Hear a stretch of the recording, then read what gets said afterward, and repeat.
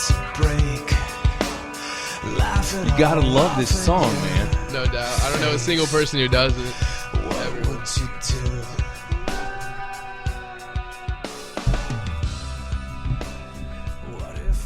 Welcome to the Bill and Joe Show, brought to you by RunDumbFun.com.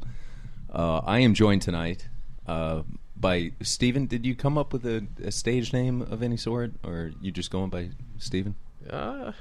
Some of my family calls me Bud. So. Bud? Bud, yeah. Bud? All right, Bud. You want to know the story behind that? Yeah, I do. All right, so my last name's Ayers, and my mom wanted to name me Budweiser Ayers as like a Budweiser, you know? Are you serious right now? Yeah, so I was, So, Bud, there's Budweiser. Budweiser, yeah.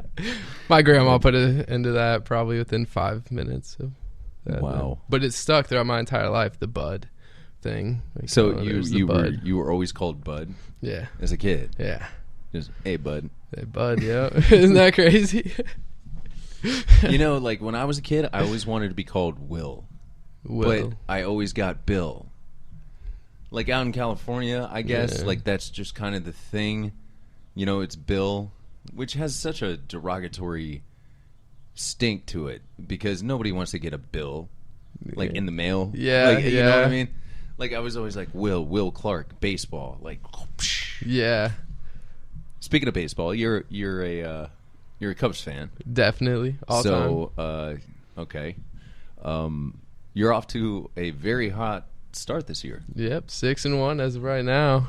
What do you project? I project us going to the World Series and winning it the next 3 to 5 years. All right. Well, you may be right to some degree. I do believe in the Cubs and Theo Epstein and what he's done and overhauled. Joe Madden. Like, I mean, you don't go get Joe Madden unless you know what the fuck you're doing. It's very true. You know what I mean? True, yeah. So, like, I'm stuck in St. Louis with Mike Matheny, who, to his credit, has gotten us to the playoffs. And like all the times every single year in the past 100 years. Right.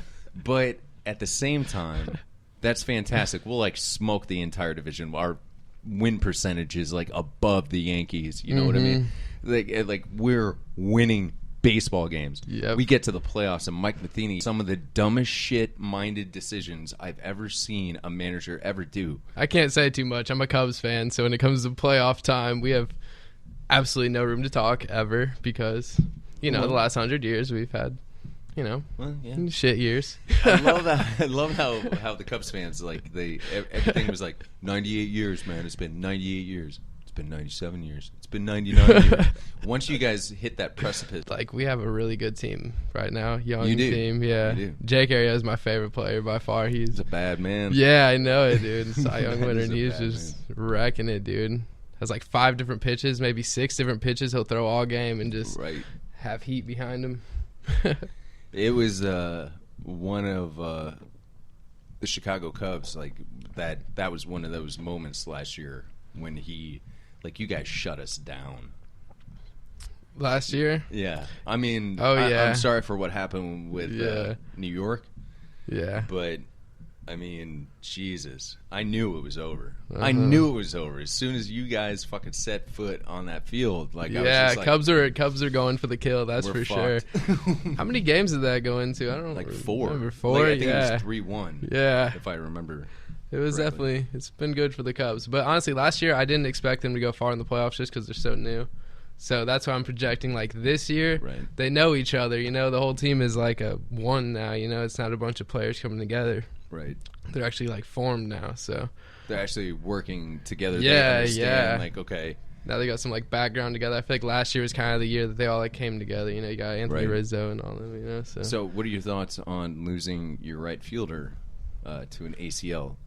He's the dude, Schwarberg, the guy that hit the ball. Yeah. Like that's also how I knew you guys were fucked last year too, is because somebody went up there with security and got that ball and dug it out of the billboard that it was lodged in, and then put a case of glass around it, like to protect it. I was like, oh well, that's just plain dumb. Yeah. I mean, considering the Cubs' history with baseballs.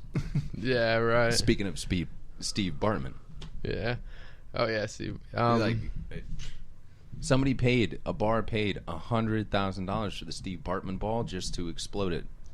Oh, gee, I didn't know that. Oh, you did? No, I definitely didn't know that. Yeah, it Probably was. should write up a little bit on Yeah, $100,000. They got the baseball just to and then they hooked it up to like this a contraption, like they put it in this glass jar or rubber gorilla glued plastic jar, and they had wires running into this baseball. Yeah, and they were toting it up for like 2 weeks, like, come see this shit, then we're gonna break the curse, we're gonna explode the Bartman ball. And it lasted like 2 seconds. It was done, and that was it. Just destroyed a baseball. Totally worth it, though, because our curse is hopefully up. I mean, we still have little bits and pieces following us. Your baseball team is on the rise. Yeah. I'm super excited. I really am. But with the outfield, I feel like Cubs outfield, we have a really good outfield this year. So, dude, yeah. I forget his name, but I know we have a pretty decent backup. So, well, there's Jason Hayward. Yeah. I love how you guys just went and stole half of our team. Yeah, really, we did, dude. We really Lackey, did. Hayward. Like, it's like everybody who actually did shit in the postseason. Yeah. Like, all right, there you go. Mm-hmm. Go be a Cub, you son of a bitch. Like, that was the toughest thing for me. Like, Jim Edmonds. He was my favorite fucking baseball player. Jim Edmonds. He was the man. Mm-hmm. And then he got traded to San Diego, and then San Diego traded him to the Cubs. And I was like, oh, shit. And I was at my brother's wedding, and I'm driving to the reception. Okay, so the wedding's done. I'm driving to the reception. I'm listening to the first game that Jim Edmonds, wearing a Chicago Cub uniform, comes back to Busch Stadium. And I swear to God, the announcers just got out of the way. And no, everybody in Cardinal Nation they clapped. Oh, dude, it was like he had to take like 5 curtain calls. Like, he was like, all right, this is just my first at bat. All right, I know I'm a Cub now, but thank you. Cardinals really don't have very good luck with the trades, though. Like Albert Pujols to the Angels. What are you talking about? That was the best. I hated him. When you hated him? I hated them for making that decision. But at the same time, now looking back, it's like, thank God. Wait, well, who'd they pick up for him? Or was it? We got Dave Freese. Or no, that was in the Edmonds trade. But I don't even know. Yeah, I couldn't even tell you. Yeah. I just know what Albert's done in Anaheim, and it's not enough. Yeah, not enough for the amount of money that he was asking for. Yeah. So, well, I guess it's all right. Baseball is such a weird sport, and coming up after the break, we're going to talk about, like, Derek Jeter had his reunion tour or a retirement tour in baseball. Every team gave him something baseball themed or whatever. Kobe's kind of going through the same thing right now. With the signed shoes and stuff. Right. I've seen like a lot of players wanting signed shoes from him. Of course. Every game somebody Who doesn't? Yeah, like amazing players just waiting just to get a pair of signed shoes from Kobe Bryant. And I mean, it's so worth it. That's those could pay for your kids to go to college just in like the next couple of years selling those, man. What is it worth? Yeah. What is it worth? And that's the crazy thing. And we're going to talk about it coming up after the break. Thank you guys for listening to the Bill and Joe Show. You're listening to the Bill and Joe Show. Whatever.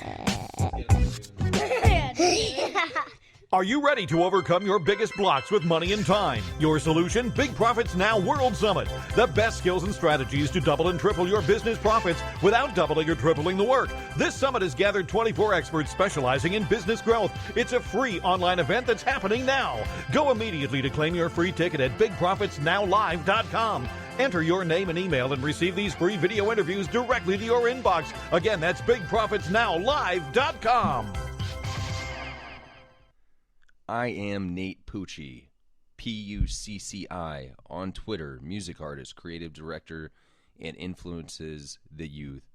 Check him out on Twitter. I am Nate Pucci, Pucci. You're listening to the Bill and Joe Show. whatever. Welcome back to the Bill and Joe Show.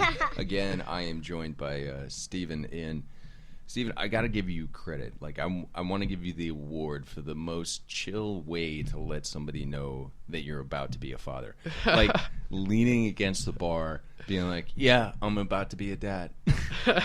Congratulations, by the way, man. Thank you. I was really nervous. I don't know. I guess when I get nervous, I usually just smile and just kind of chill, you know? It's really just chill. You know? Right. But I'm definitely nervous about that. All right, so now that you know, like, what were you doing when you first found out? Like, I mean, like, I was kind of just hanging out. My girlfriend was getting pretty sick, so we were just like, you know, maybe you're pregnant. So we drove to Kroger and got the test, and wow. And then one of them went, and we kind of freaked out really bad, and then went back and got two more, and came back, and we were like, okay, this is real. Yeah, so since then, I mean, I kind of just have the highest hopes for it, kind of keep my head up, you know. Try to be a good dad. Of course, dude. You're gonna be a great dad, man. Thank you. But like, what advice have you gotten from people so far? Like, it's gonna change your life. Yeah, everybody says it's gonna change my life, but like, it's yeah, of course it's gonna change my life, but I'm gonna make it change my life for the better, I guess. You know, my whole life. I mean, I feel like I've only had to look after myself. So at this point now, it's like I really have to make sure someone else is eating, you know. And you're going to have to worry about them, like, all the time. Yeah. Like, every minute of every day. I feel like I'm already hitting that almost. I'm like, I'm still, like, I'm worried about it. I always think about, like, what's going on right now inside her belly, you know. Like, can you imagine? Sorry. Yeah, it definitely happens. Maria's gone through a lot of phases where she loves things, but it's just, like, constantly just different things. Changing. Yeah. It's gone from like Oreos to Reese's to like asparagus, and then it'll like bump around to like just the crazy things, dude. It'll bump around. And then she'll like, I feel like yogurt. Yeah, really, it's like that. It's super random. And then sometimes she'll be like, oh, okay, I feel like running. And then like 3 seconds later, she'll just be taking a nap. And then it's like, that's true. Yeah, so much like emotions there. Yeah, it's awesome though. It's pretty awesome. Yeah, I like it, yeah. That's insane. It is. I mean, now I get to tell my child about it later on in life, and be like, your mom was crazy. Fatherhood, man, it's gonna be a trip. It really is. It's already a trip, right? Yeah. Right. It'll be an exciting one, though. You know. Good. First birthday. That's gonna be a tough one. I know it's gonna be exciting. Probably cry. Dude, you should have seen my mom at the first sonogram, dude. She cried so much that like 3 different nurses had to hug her and just like, oh my, she was like group hug. Yeah, like crying to just the craziest of extents, dude. It was intense, dude. Have you guys decided if you're gonna find out? We have no idea yet, but I think we want to know. You want to know? We're super excited to find out.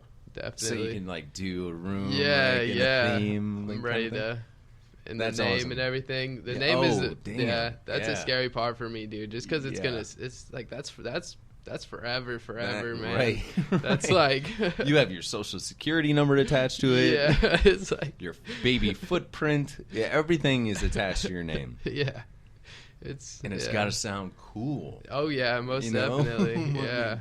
What are you kicking around right now? Just I have you. No idea. I like can't okay. even. You're having a boy. What's his name?